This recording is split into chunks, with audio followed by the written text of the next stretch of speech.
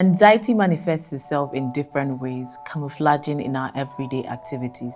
Understanding the nuances might help us understand why LGBT plus people are some of the more common sufferers of anxiety, and this is according to research. My name is Kiki Mordi, and this is Untold Facts.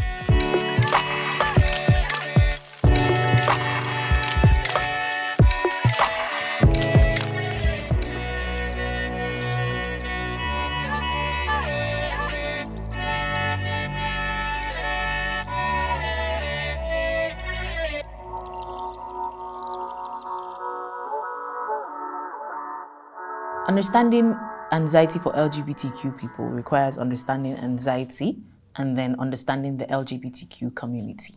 So joining this conversation today, I have Aanu Jide-Ojo. She is a clinical psychologist, a writer, a poet, and she has a goal to make mental health accessible through psychotherapy, research, and awareness. Anu, thank you so much for joining us. Thank you for having me. We also have Angel Yinkore. She's also a consultant psychologist who offers therapeutic services to companies and their employees. She works with companies and she also volunteers at Mentally Aware Nigeria Initiative and also Stand to End Rape. Thank you so much for joining us today. Thank you for having me. All right. So, according to statistics, LGBTQ people are some of the more common sufferers of anxiety. Do you know why this is?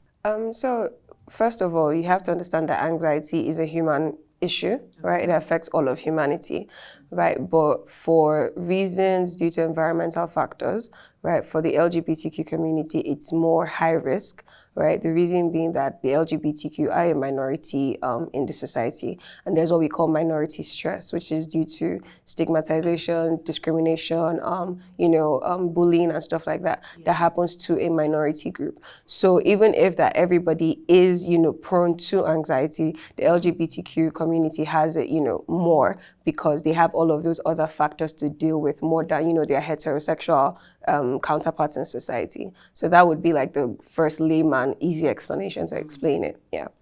But why is anxiety a thing that we should worry about? What is so dangerous about anxiety? So at the basis of anxiety is that it's a learned response, it's an adaptive response. Okay. But when you have an anxiety disorder, it basically converts everything to an emergency. So think about someone constantly seeing any situation and reacting the way they would when your house is on fire. And it's just like, you don't need that level of panic from a physical perspective. It's going to affect your heart, it's going to affect your functioning, and it's definitely going to give you a bit of distress and put everybody else in danger. So it's like the level of adaptive response that you give to your daily life, you're overcompensating to an extent. So it's just something to be worried about. Okay, so from these definitions, it makes sense as to why an LGBT person, especially maybe living in Nigeria, would be anxious all the time and scared.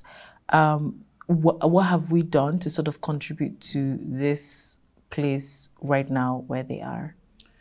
From the environmental perspective, like she said, Nigeria is like the top most homophobic country in the world. That in itself is something to be worried about. And living in a space that doesn't respect your gender presentation, to your gender identity, to your sexual identity, you kind of find yourself being hypervigilant about everything because you don't know how the person beside you perceives who you are. You don't know how accepting they will be to you.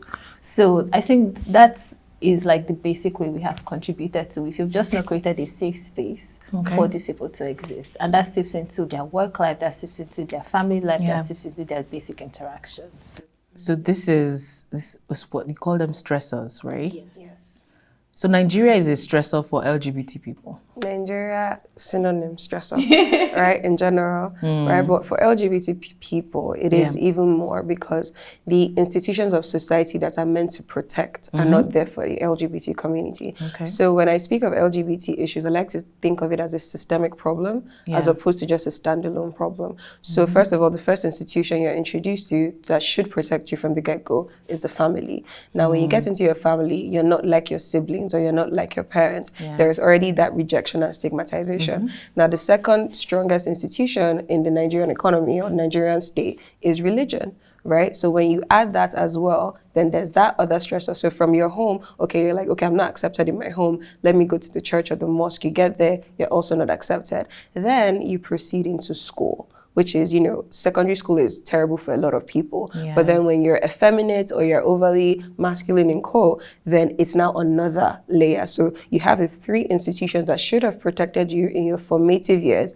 being the very same institutions that demean you and tell you are not whole or you're not a human being in general, right? So by the time you're now a fully formed adult, like she said, you are hyper vigilant. So for LGBT people, whenever they enter a room, they literally have to scan to say, okay, is this my community? Are these my people? Will I be accepted here? And when you realize that you're not accepted there, you go into what she said, which is what we call the stress response, which is the flight or fight, right? So flight or fight, sorry, right? So literally you're on hyper alert, right? And this is from years of evolution. You shouldn't be that way in the 21st century. But for the LGBT people, literally what they're facing is what the cavemen faced years ago, which is the lion, right? You're running from something constantly.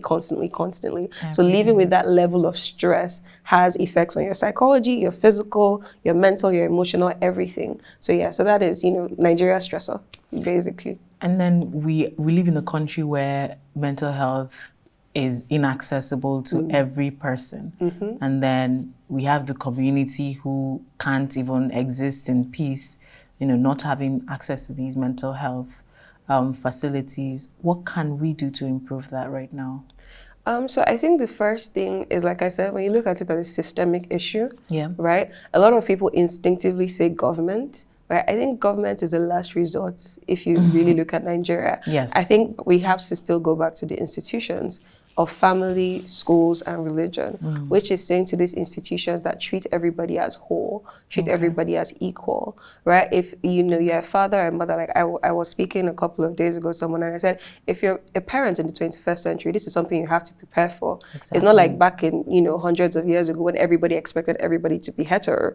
We are in a generation now where people live their experiences and live their truth. So if you're having a child in today's world, you should be ready for them to wake up one day and say, Dad, I'm this, Mom, I'm this. And if you're saying you're going to have unconditional love, that love has to cover that as well, right? So if we start from the home unit and say, okay, parents should love their children irrespective, and then we get to the schools, and schools are educated that in the same way schools should be educated on things like dyslexia and dysgraphia, but they're not, right? In the same way that, religious bodies should be educated on that. So by the time we do all of that, people wouldn't even need to be seeking therapy as adults because nobody has told you your whole life that you are not human or you shouldn't be who you are. Do you understand? So for me, the government is the last resort. I mean, the health budget is literally the smallest budget. And then I've worked at, Federal Neuropsychiatric Hospital, Yaba. It's really not good. Do you understand? So even saying, oh, let's send people to the hospitals, they're overstaffed, they're overworked, right? So we shouldn't even get a person to that point, which is why I believe we should always start with the institutions before falling on government. So I think society is first. All right. What does anxiety look like? How does it manifest itself? And, for someone who wants to be on the lookout. So it doesn't have one form. Okay. Because it depends on what coping means to you. For other people, it could be like a panic attack every 2 seconds, and they'll have to learn breathing exercises and all of that. Some people, anxiety shows up as them changing how they look. So if they are usually more masculine presenting as women, they will change and whatever. So it doesn't have one form. It could show up as panic attacks. It could show up as different things. And this has to be scary because it's not easy to spot since it camouflages itself in everything that we do. How, if you were to advise allies, people who want to help community members and maybe people with anxiety in general, what advice can you give to them? The first thing I would say is research. Okay. Right?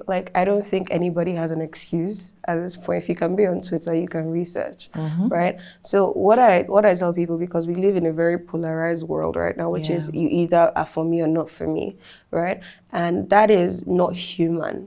because what I like to tell people is you can teach a 6-year-old concepts, but you can't. It's almost hard or impossible to teach a 60-year-old, because as humans, when you live your life in a certain way all your life, and somebody comes to tell you this is not the right way and threatening you, what they're doing is they're threatening your identity. So that person has an identity crisis. So if somebody has been told that hetero is the way all their life, and you're suddenly telling them this is not the only way, they're definitely going to get defensive, right? So for me, what I tell allies or people that want to begin to understand is research. Instead of saying that, the statement I hate that people make is, I don't agree with the LGBT. I'm like, who needs your agreement, right?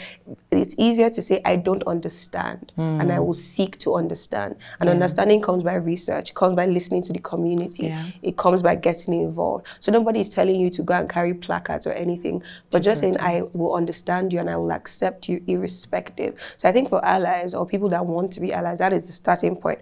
Getting that understanding. If you don't even want to understand in the first place, you can't even move forward, right? You won't be able to have a relationship with anybody in the LGBT community. So for me, it starts with understanding. Nobody's saying go and read feminist theory or LGBT theory from like 1854, but just do your basic research, know the pronouns, respect people, you know, listen to what they say, respect their rights and, you know, their boundaries and stuff like that. So yeah, I think that's the starting point for allies.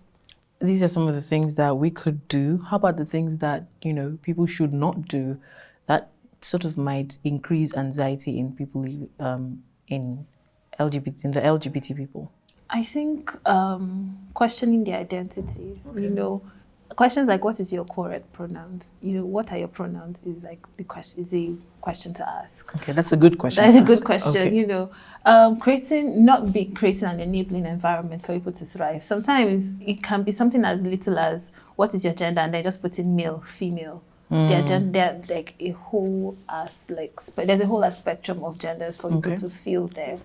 Having them have to defend their sexuality to you, because it's not your place to have them defend it. They are who they are, and it's fine. Things that have them like explain their humanity, that have them decide or have to define their worth to you, is like a good place to start when it comes to checking what you shouldn't do in addressing like people that are anxious. All right, amazing. Now, social media has been a wonderful tool for engagement and for community, you know, but it can also worsen anxiety in LGBT plus people. You know, I have a picture in my head of, you know, videos getting viral of brutality, and these are things that they know can happen to them anytime without any support or backing from the law. So how can we moderate the social space? I think there is a lot to play when it comes to social media, because it's literally faceless, right? Unless you're someone that, you know, your face is attached to your media. We're literally faceless people writing things.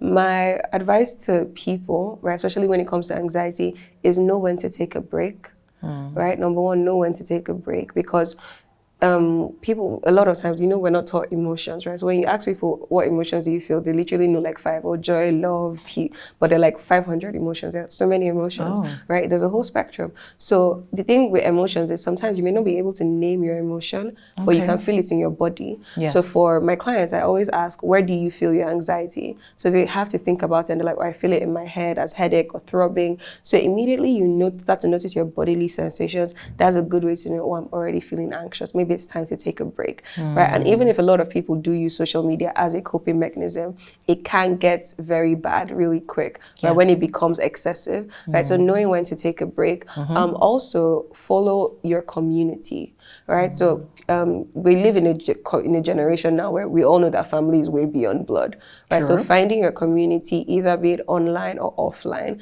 people that you know that when you're with them, you are centered in who you are, and you don't have to defend who you are in front of them.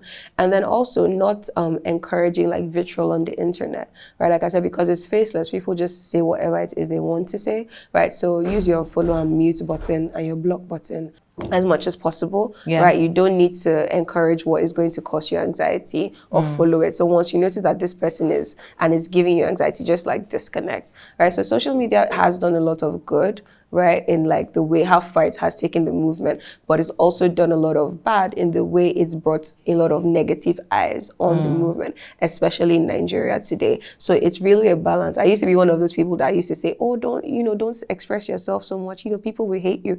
But then I was like, why will I tell people not to be their true selves? Because I can imagine someone telling me never to wear wigs, for example, because it would get me hate. That's a part of who I am, right? So, I always encourage expression, but also as you're expressing, remember, like, we live in Nigeria, and please take all safety measures and cautionary steps to let people know where you are, where you're going. Be very careful about things like that, because we all have heard terrible stories, so be very careful as well, but express yourself. Maybe that sense of security might sort of improve their confidence and reduce the anxiety that they feel. But it's good that you can curate that online. Sometimes you can't offline. You talked about, Angel, you talked about family, you talked about school and church, but then there's workplace. As an adult, you have to be there, and you might not be able to curate your space like that. You're just given what you're given. How can workplaces be more, gender and sexual affirming, sexuality affirming, just so that LGBT plus people can feel a lot less anxious at the office? I think it starts from even when they're hiring people. Okay. What is the mentality of the people on the board? What informs your bias? Because everyone has bias, and how much work have you done to check those biases? Questions like, hi, my name is this, that. My pronouns are this, that. Could you please introduce yourself and tell us your pronouns? And actually respecting that. That is always a good start. Having your dress code, like, comply with their gender presentation, not just what your idea of what a woman should look like or what a non-binary person should look like, if you even accommodate like non-binary measures. Having like things like mental health days, when your HR person is asking how are you, are they just being perfunctory about it, or do they care? Can your staff or your colleague actually say, I'm experiencing anxiety, I'm experiencing this, can I take a couple of hours off? Yes. When you're covering their, insurance? Yeah. Does their insurance cover therapy sessions? You understand? Like, so it's beyond the basic things, and having like your whole system, your structure cover the mental health needs of your team. And if those needs aren't even covered, is there like an open door policy to make room for their employees to advocate for themselves? And do they know that they can advocate for themselves in this space? Is it okay for them to do that without consequence? Consequence being getting fired, getting this or getting that.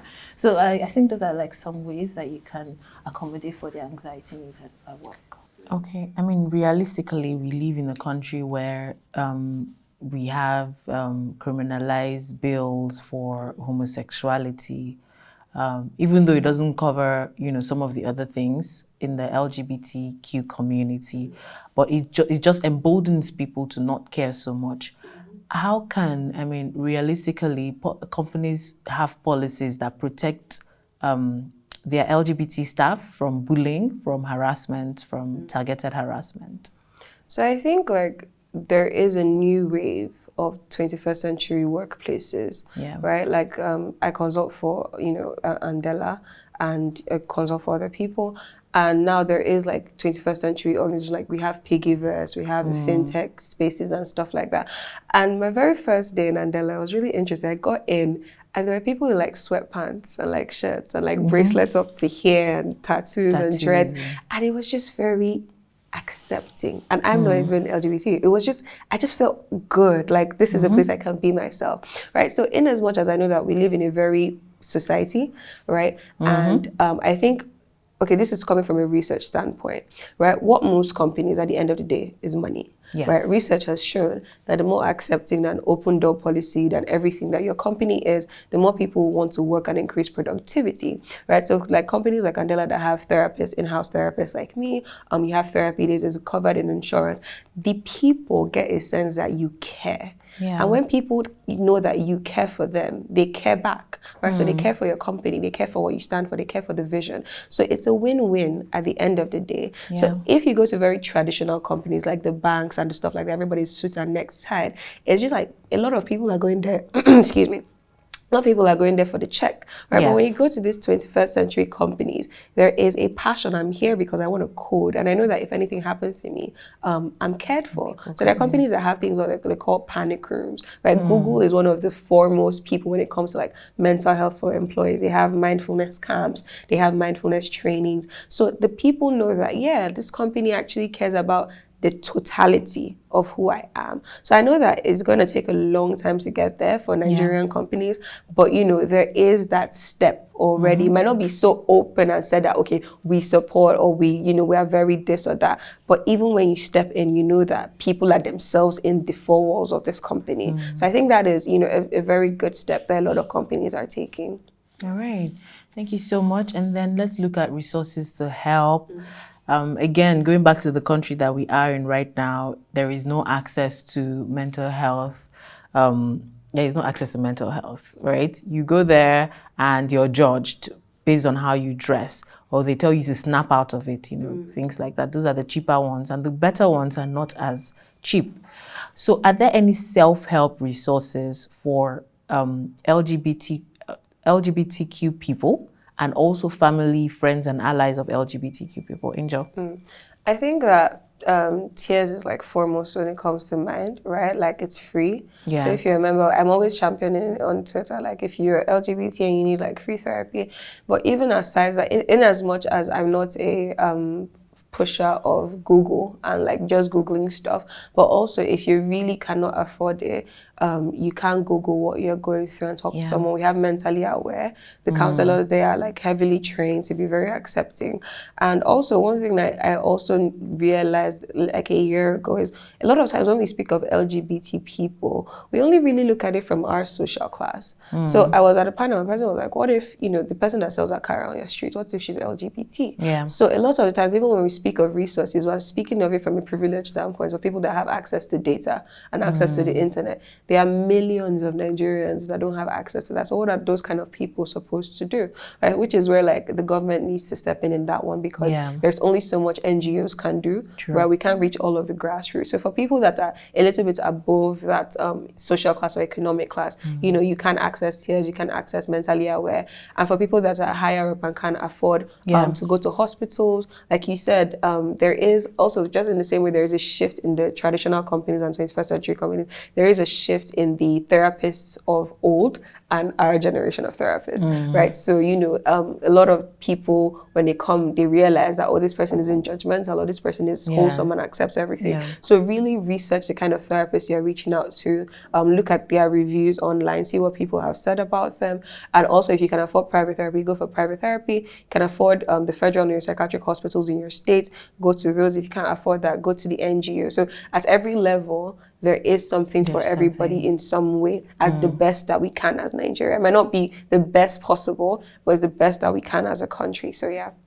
How about some self-help exercises, like some things to help prevent anxiety or tackle anxiety? So there's like a 4-step exercise that I recommend. It's the How I Feel exercise. All right. I think it follows up with like naming your emotions. So the step one is I feel. So I feel happy, I feel sad, I feel overwhelmed, I feel whatever. Number 2, I feel this way because. So I feel this way because I had an interview with Kiki Mordi and I was overwhelmed. Or I had a chat with my mom and she called me she instead of they or whatever. This is what I did about it. So this would like interrogate what your default coping skill is. So it could be to shut down, it could be to retreat into yourself. And then something else I could have done is, so now you're now pushing yourself to see an alternative way you can handle this situation. So now this is where you can bring in relaxation exercises like taking deep breaths. I encourage my clients to breathe in for 3 seconds, holding for 1 and exhaling. And then when you do that, you now like interrogate the thoughts that you have identified in the previous sessions. Like, do you feel like you're not good enough at work? Why do you feel that way? Do you feel like you're about to die? Why do you feel like you're about to die? So relaxation exercises help, mindfulness exercises help, and even knowing how to name and notice your emotions, it goes a long way in navigating anxiety, at least from an emergency and psychological first aid point of view. I mean, thank you so much, ladies. I feel like we've been able to identify why it realistically LGBT people some of the more common sufferers of anxiety, what we can do to not be a stressor, how we can, just be protective, how we can become a safe space for them, and how we can just advance the fight to, for more access to mental health resources. Thank you so much. Anxiety is one of the many mental health struggles that humans suffer with, and it's unfair that the LGBTQ plus people suffer it even more. While we advocate for more access, we need to include the community. My name is Kiki Mordi. Thank you for watching.